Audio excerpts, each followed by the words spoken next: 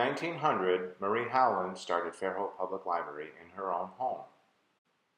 In 1908, this building was constructed to house more than 1,500 books. In January, the library celebrated 10 years at Fairhope Avenue. In July, I will be celebrating my 10th anniversary here at the library. I feel like this is a great time for me to begin reflecting and thinking about my future at Fairhope Public Library. My lead article, People First, Making the Commons Real, sums up my leadership philosophy. The article states, a neighborhood public library is often where strangers come together, where we learn about each other, and where neighbors and local decision makers meet to create a better community. My philosophy focuses around 5 points: authenticity, trust, respect, MBWA, clarity, collaboration, learning and curiosity, and outreach and politics. I'm a firm believer in creating authenticity through emotional intelligence. People's feelings are more important than policy. That said, self-awareness is critical to good leadership. And secondly, our success as good leaders is predicated to a great extent on how people around us feel about us, according to Myers. Ultimately, leaders and managers must develop trust if we have any hope of motivating. I have a manage by walking around, or MBWA, style. I like to talk to people where they are. Seeing the people around me and taking the time to talk with them and be conscious of what's going on in their lives is important to me and reflects my people first philosophy. I have earned a certain degree of respect for saying yes to opportunities, but it's always important as a leader, manager, or even a coworker to bring praise on someone when you catch them doing something right. Clarity and collaboration is all about communication. Our library has a very horizontal organizational chart, but we are very departmentalized. I would, if given the opportunity, make it more horizontal and offer cross-training and collaboration among departments as an option. As just one example, we have a circulation staff member who is hat crazy. I would want her to step out from behind the circulation desk and do a children's story time of her favorite book, The 500 Hats of Bartholomew Cubbins by Dr. Seuss. With regard to clarity, not everyone is going to see eye to eye on all situations. So when conflict arises, you have 3 options: repair it, live with it, or let it go. When you find yourself in any of these situations, it is important to remember 3 things: document, document, document.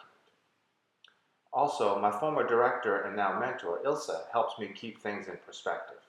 She was an RN for over 20 years, and she would often remind me, Alan, it's not life or death, it's librarianship.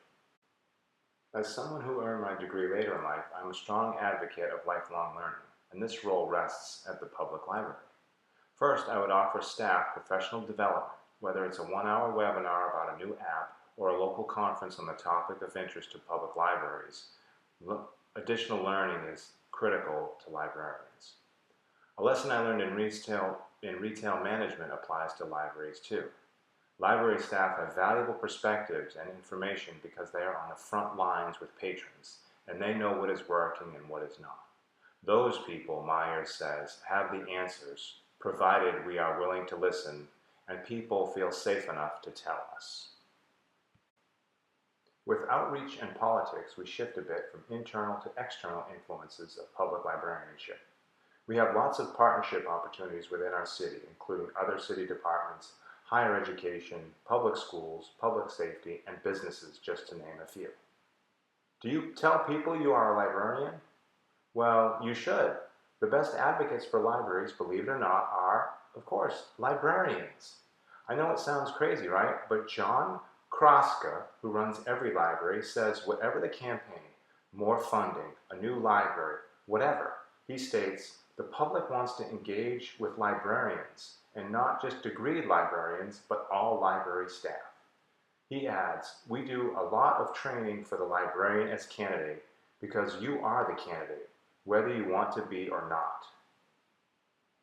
Librarians have what our guest speaker, Manya Shore, called political capital. Norm from Cheers uses his bar capital to get free beer, which I can totally support and have advocated for at Fairhope Brewing. But librarians have library capital they aren't even aware of. The librarian, as a trusted, reliable entity, can help bridge divides and build new bridges within the community. The future of librarianship depends on how open and honest librarians are willing to be with themselves and their communities about the political actors they have always been. Whether my future means a seat in the reference manager's office or in the director's office, trust, respect, collaboration, curiosity, and outreach are values I hope will strengthen the Fairhope Public Library and the community I serve. Thank you.